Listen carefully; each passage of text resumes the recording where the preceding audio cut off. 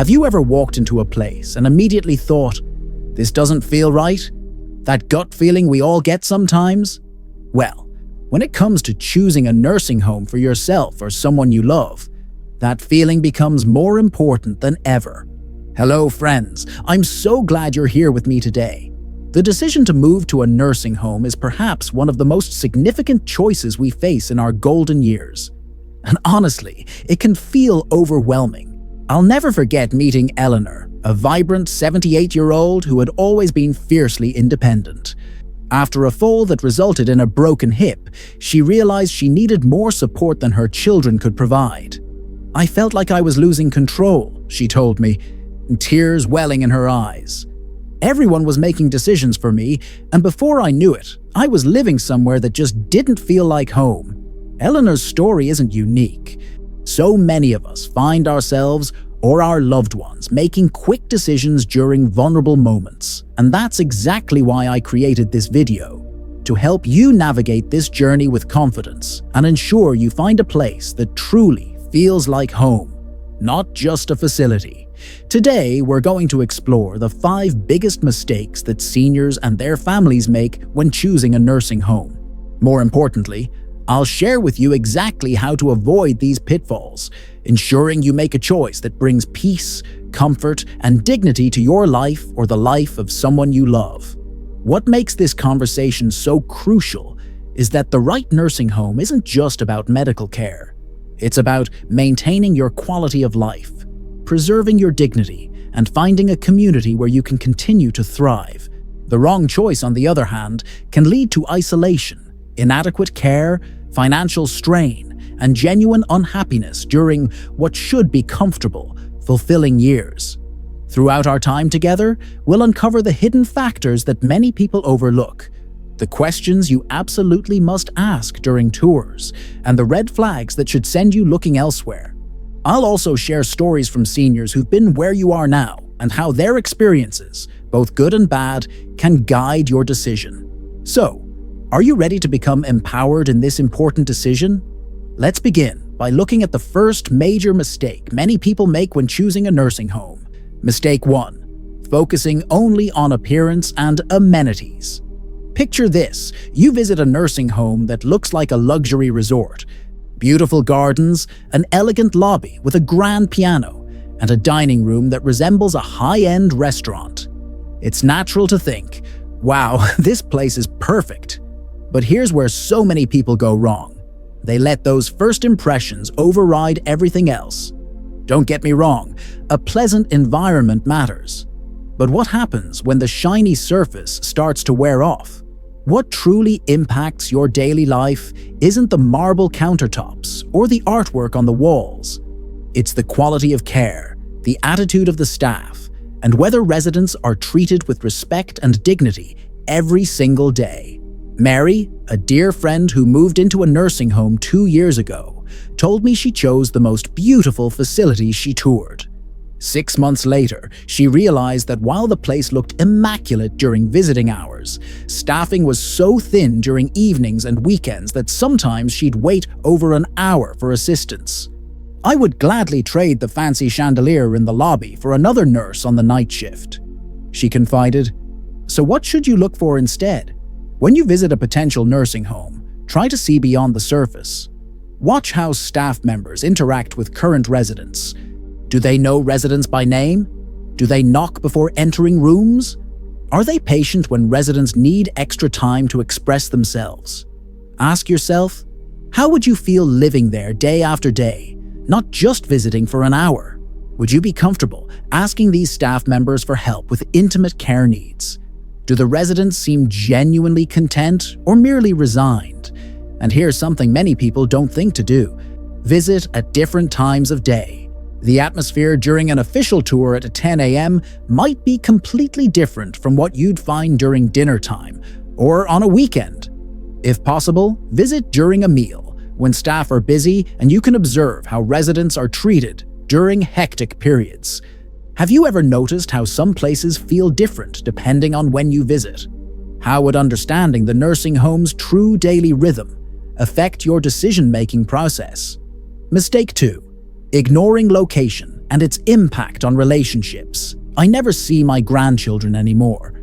These heartbreaking words came from Robert, an 82-year-old who moved to a nursing home that was beautiful and well-staffed, but located 45 minutes away from his family.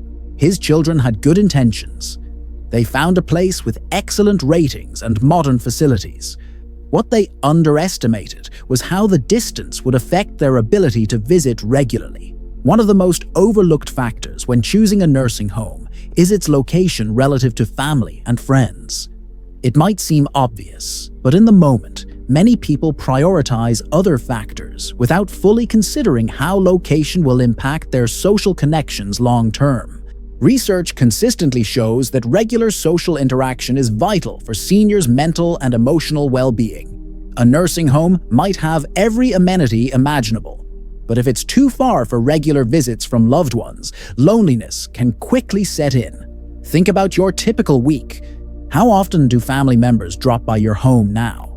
If your children or grandchildren currently visit you once or twice a week because you're 10 minutes away, how might that change if you're suddenly an hour's drive each way?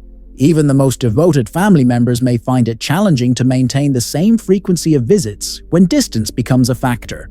Also consider access to your established community. Do you have a church you've attended for decades? A weekly card game with friends? A favorite local doctor who knows your medical history inside and out? Moving to a nursing home far from these connections means rebuilding your entire social and support network at a time in life when such changes are particularly challenging. I encourage you to create a simple map showing your important locations, where your children live, where your friends reside, your preferred hospital, your place of worship, and other significant places. Then, evaluate potential nursing homes with this map in mind. Sometimes a facility that's good enough but keeps you connected to your loved ones is actually the better choice than a perfect facility that isolates you from your support system. How would staying connected to your existing community affect your quality of life? What relationships would be most important for you to maintain? Begin transition to next section. As we consider these first two critical mistakes, you might be wondering how to balance all these factors when making your decision. There's so much more to consider, including financial pitfalls that could deplete your savings unnecessarily, overlooked aspects of care that make a tremendous difference in daily life, and the crucial questions most people never think to ask during tours. Let's continue our journey together as we uncover more insights that will help you make this important decision with confidence and clarity.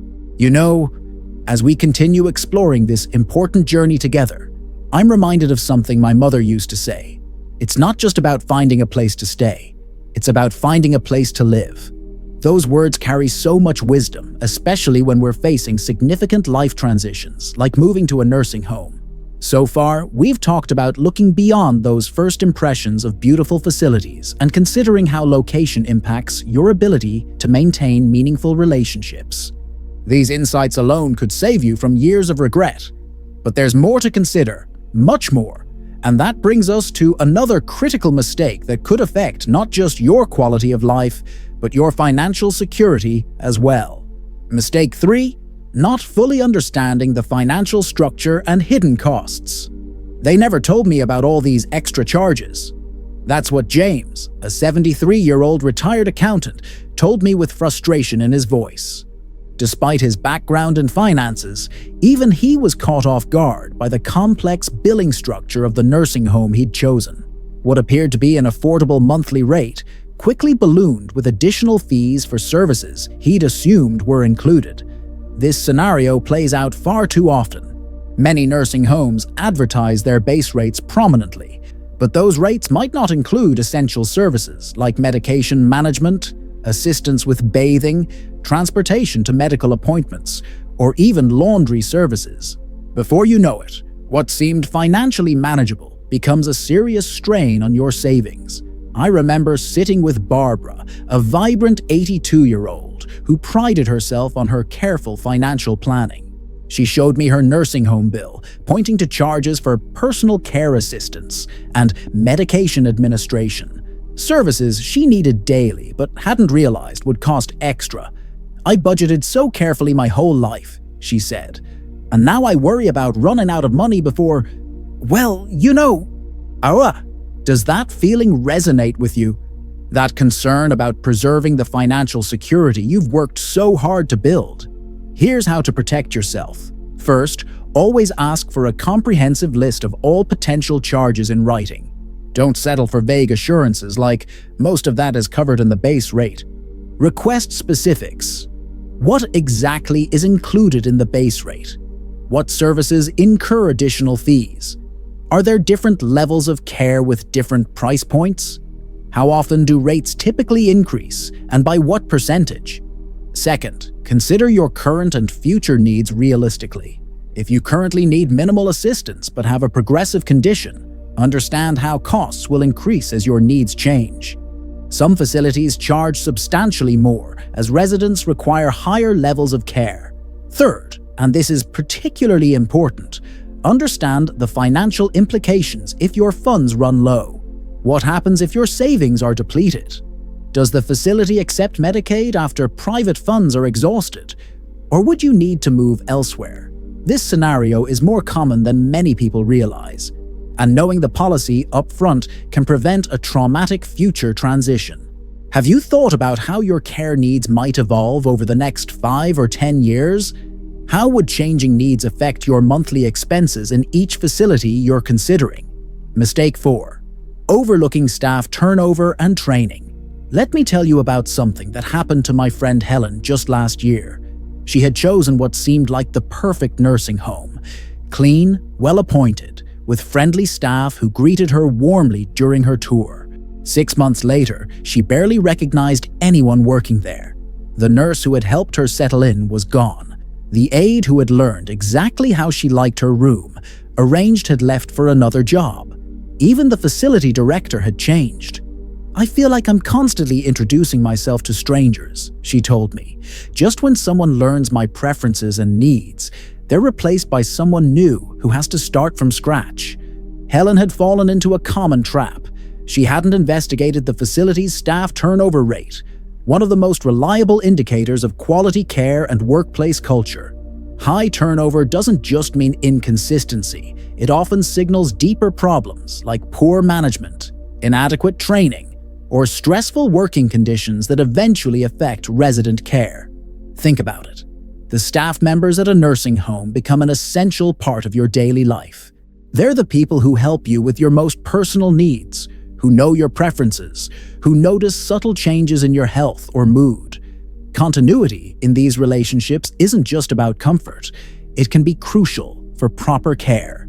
So how do you evaluate this aspect that's rarely advertised in glossy brochures? Be direct in your questions. What is your annual staff turnover rate?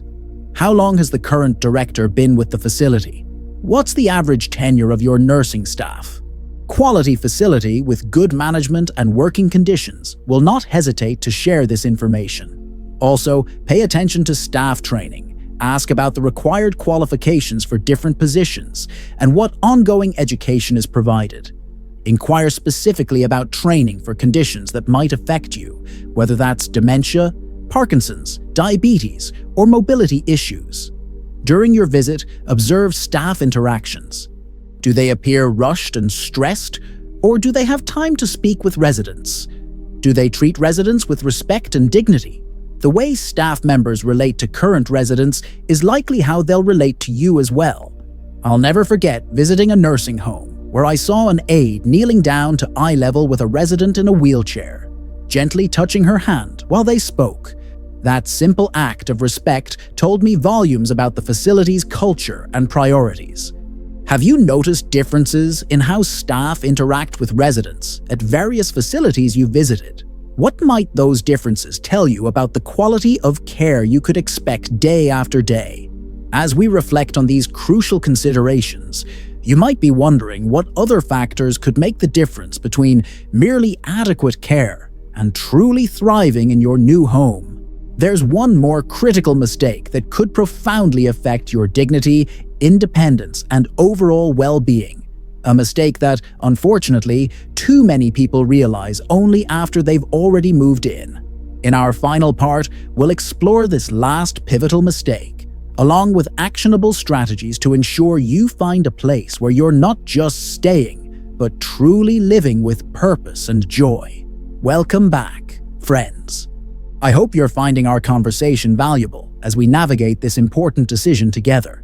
Throughout our journey, we've discovered that choosing the right nursing home goes far beyond first impressions. We've learned to look past beautiful lobbies and investigate staff quality, location impact, and those hidden financial details that could make all the difference in your long-term happiness and security. As we've explored these insights together, I've been thinking about my friend Walter, who made a decision about his care that he initially regretted, but eventually corrected. His experience leads us perfectly into our fifth and final critical mistake, one that touches on something deeply personal, your sense of control and dignity. Mistake 5. Sacrificing autonomy and personal dignity for convenience. I feel like I've become invisible. When Walter shared these words with me, they cut straight to my heart. At 76, after recovering from a stroke, he and his family had chosen a nursing home that excelled in medical care, but operated with rigid schedules and limited choices. Residents had to eat at specific times, shower on assigned days, and participate in activities that were chosen for them, not by them. I spent my entire life making my own decisions, Walter told me. Now, someone else decides when I wake up, what I eat, and how I spend my time. I'm grateful for the care, but I feel like I've lost myself. Walter's experience highlights perhaps the most personal mistake in choosing a nursing home: sacrificing autonomy and dignity for convenience or perceived quality of care. The truth is, the best medical care in the world cannot compensate for the loss of your identity and the right to make choices about your daily life. What makes this mistake particularly heartbreaking is that many people assume this loss of control is simply part of moving to a nursing home, that it's the inevitable price of receiving care. But this couldn't be further from the truth. Many excellent facilities now embrace person-centered care models that honor residents' preferences, schedules, and dignity. So how can you protect your autonomy? First, observe how current residents are treated. Are they addressed respectfully? Do staff members knock before entering rooms? Are residents included in conversations about their care? Or are they talked about as if they weren't present? Ask direct questions about daily routines. Can you choose when to wake up and go to sleep? Can you eat meals when you're hungry rather than on a rigid schedule? Are there options if you don't care for what's on the menu? Can you decline to participate in activities that don't interest you? These might seem like small details, but they define the texture of everyday life. I remember visiting a nursing home where I noticed residents had personal items outside their doors. Family photos, seasonal decorations, even one gentleman who had his military service medals proudly displayed.